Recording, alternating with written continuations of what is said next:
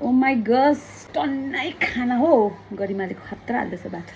so guys after long back है आज चाहिँ मेरो आलुको झोल कटहलको सब्जी र मुलाको अचार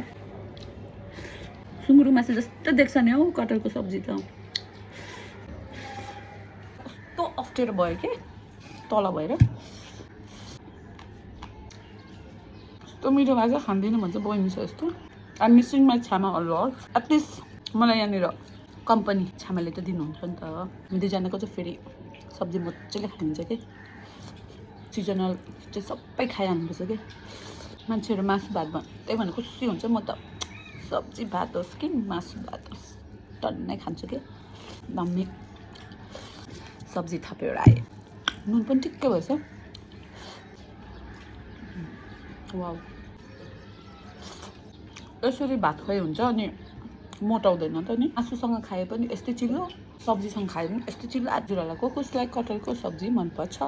नधोइ राख्दा पनि सकिन्छ